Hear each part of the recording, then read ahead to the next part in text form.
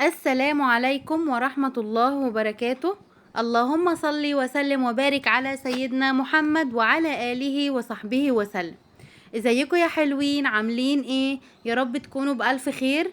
النهاردة بإذن الله هنعمل أكلة من الأكلات السريعة واللي الأولاد عندك في البيت بيطلبوها بشكل مستمر. ولو جبتي السندوتش الواحد من بره هيعدي 100 جنيه للسندوتش الواحد. أنا معايا النهاردة هخليكي تعملي كمية تأكلي البيت كله ويشبعوا يعني حوالي تقريبا تمن التكلفة بس.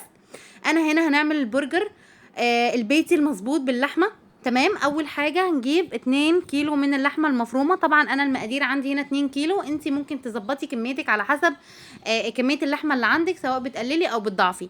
عندي هنا 2 كيلو من اللحمه المفرومه، ربع كيلو من الليه، ربع كيلو من البصل او حوالي بصلايه كبيره لكل كيلو لحمه مفرومه، وعندي معلقتين كبار كاتشب ومعلقه كبيره من الفول الصويا. الفول الصويا ده انا بنقعه قبليها بنص ساعة كده. وبعد كده باخد كل المكونات بتاعتي، وطبعا معايا خلطة البرجر الأساسية، أي نوع خلطة برجر انتي بتحبيه، ولكن أنا بحب طعم خلطة البرجر بتاعت ماي واي. تمام، أنا على 2 كيلو هاخد 2 كيس، لو كيلو واحد انتي هتاخدي كيس واحد. تمام. وعندي كوباية من الفول الصويا قلنا، وربع كيلو من اللية، وربع كيلو من البصل، أو لكل كيلو بصلاية كبيرة، ونعصرها عصر كويس جدا جدا. والفول الصويا لما نحطه نعصره عصر كويس جدا جدا يا جماعة. تمام، دي كده الحاجات الأساسية معايا. يبقى تاني 2 كيلو لحمة مفرومة، عليهم ربع كيلو من اللية، ربع كيلو من البصل او بصلاية كبيرة مفرومة لكل كيس من لكل كيلو من اللحمة. ومعايا كوبايه من كوبايات الشاي كده المعياريه يعني من الفول الصويا، وهننقعه طبعا لما بيتنقع بينفش قوي. ومعايا 2 عبوه من توابل البرجر. تمام، انت حابه تجيبي اي ماركه من توابل البرجر اوكي، مفيش اي مشكله، اللي انت حباه. انا هنا هحط لكل كيلو من اللحمه المفرومه كيس كامل من توابل البرجر عندي. وطبعا في كمان توابل اضافيه احنا هنحطها، زي معلقه كبيره بابريكا، نص معلقه صغيره من توابل المشكله، وربع معلقه من الثوم البودر، ربع معلقه من المرقه الفوريه، ومعلقه كبيره مليانه من الملح، ونص معلقه صغيره من الفلفل الاسود. مهمه جدا جدا يا جماعه علشان تزود لنا او تعزز لنا طعم النكهه بتاعتنا. خلاص، دي كده كل البهارات معانا: مرقه فوريه، 7 بهارات، او مثلا توابل اللحمه، وعندك كمان فلفل اسود وتوم باودر والملح بتاعك، وكيسين من خلطه البرجر، ومعلقتين 3 كبار مليانين من الكاتشب. الكاتشب يا حبايب قلبي بجد بينقل الخلطه والتتبيله لمكان تاني خالص. طبعا هنعجن كل ده بقى، هنعجنه وندخله في بعض كويس جدا جدا لحد ما يبانش خالص خالص اي اثر للمكونات الفردانيه لوحدها. تمام، طبعا احنا خدنا كل المكونات فرمناها فرم كويس في الكبه، وضفناها على اللحمه بالتوابل، وعجناها بايدينا عجن كويس قوي قوي. خدي وقتك في العجن كويس قوي قوي قوي، ومجرد ما تعجني هتحسي اصلا، هتشمي الريحه بتاعه البرجر. تمام. في ناس هيقولوا لي لا فول الصويا مش امان وحاجات زي كده على الولاد. طيب يا جماعه، دي اكله احنا ممكن نكون بناكلها مره كل شهر اصلا، او مرتين كمان في الشهر. فالمعدل الصغير قوي قوي منها ده ما بيأثرش زي ما انتم متخيلين. وطبعا في بدايل ممكن تشيليه خالص، ولكن هو بيدي فعلا نكهه مميزه زي نكهه بره بالظبط.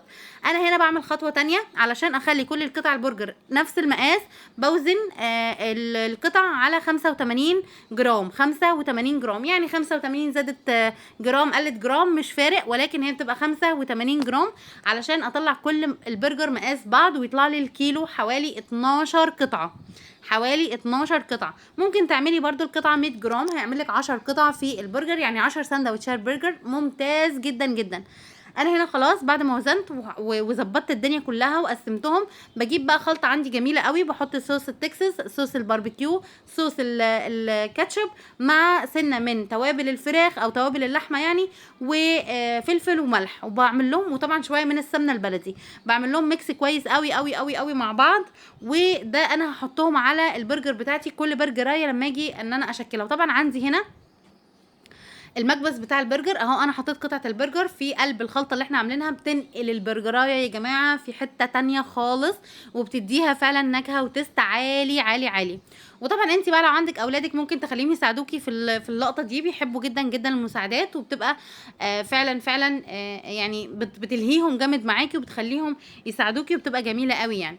خلاص، احنا هنا بنحاول ان احنا نشكله، هنخلص كل الكميه بتاعتنا، حجم البرجرايه في الايد بتبقى كويسه جدا على 85 جرام. انت حابه تقللي عن كده براحتك، حابه تزودي عن كده براحتك، بس انا انصحك ان انت توزني ليه، علشان تبقى كل البرجرات كانك شارياه من بره جاهز بالظبط. وطبعا بتجيبي كيس مفروض، كيس ثلاجه او اي حاجه، وتقسميه بالنص وتحطي قطعه يعني جزء من الكيس تحت والجزء التاني من فوق، وتضغطي بالمكبس علشان ما يعني ما يلزقش معاكي. ما عندكيش المكبس وفي مشكله مثلا معاكي في المكبس، ما فيش اي مشكله خالص، تجيبي اي غطا كبير عندك وتبداي ان انت تشكليه.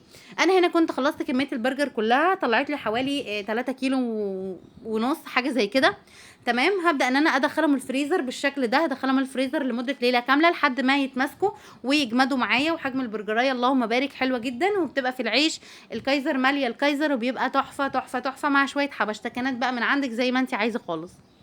تمام، طريقه التسويه بقى، اول حاجه بجيب برضو صينيه على البوتاجاز مثلا واحط فيها شويه من السمنه.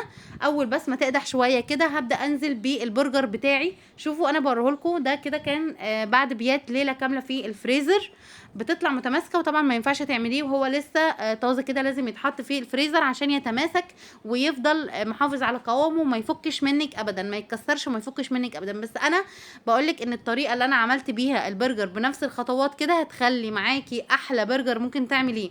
طيب نفترض واحنا بنعمل البرجر بتاعنا حسيت ان هو لا سايب شويه، او مثلا ما عصرتش البصل كويس، او لسه حسيته ماي او حاجه، عادي جدا بتحطي معلقتين كبار 3 من البقسماط وتخلطيه كويس قوي قوي. البقسماط او الدقيق او النشا هيبدا ان هو يشرب كل السوائل وهيطلعوا معاكي قطع حلوه جدا، وما تقلقيش خالص عمره ما هيفك منك، وهتشوفوا معايا الطريقه. تمام، انا هنا بفضل اقلبه كل شويه. وخدوا بالكم يا جماعه اللحمه المفرومه ما بتحملش، ما مش بتتحمل اصلا تسويه خالص، فما تنشفوش البرجر وتغمقوه قوي وتخلوه يتحرق من الاطراف، بحيث ان هو ما يبقاش ناشف وما يبقاش ان هو دراي قوي كده. لا احنا عايزينه يكون جوسي وفيه السوائل بتاعته. فاحنا هنكتفي خالص باللون ده كده، وهنطلعه باللون ده في طبق خارجي على جنب، هيبقى زي الفل وتحفه تحفه تحفه. نكهته اصلا والخلطه اللي احنا عملناها وحطيناها عليه واحنا بنشكله دي كانت رهيبه رهيبه رهيبه يا جماعه، اللي هي الصوصات اللي احنا عملناها عليه بتنقل فعلا فعلا ريحته لمكان تاني خالص. هنا شوفوا انا خلاص كده هكتفي باللون ده وهطلعه على كده. مش بحب ان انا اغمقه اكتر علشان عايزاه يفضل محتفظ بالجوسي اللي جواه، يفضل طري ما يبقاش ناشف ومقلحف ومجلد كده في بقنا. انا هنا طبعا ما بحبش الجبنه اللي هي الشيدر، مش بحسها صحيه ابدا، اللي هي بتتباع بتاعه البرجر يعني. فبحط شويه من الجبنه الموتزاريلا الطبيعي على الوش كده، وبدخله الميكروويف لمده مثلا نص دقيقه، وبطلعه بيكون دايب وزي الفل جدا. دي خطوه برده حلوه قوي بتعزز الطعم. وبعد كده بجيب الساندوتشات بقى بتاعتي، احط فيها الكابوتشا مثلا، خيار مخلل، اي حاجه انت عايزاه، والصوصات اللي انت عايزاها ده براحتك خالص. وتحطي البرجر وكل واحد ياخد الساندوتش بتاعه في ايده، تحفه جدا جدا جدا. بدل ما هتدفعي قد كده انت وفرتي وعملتي كميات كبيره جدا. ما تنسونيش يا حبايب قلبي في الاشتراك واللايكات والكومنتات. اشوفكم على خير ان شاء الله في فيديو جديد، ومع السلامه.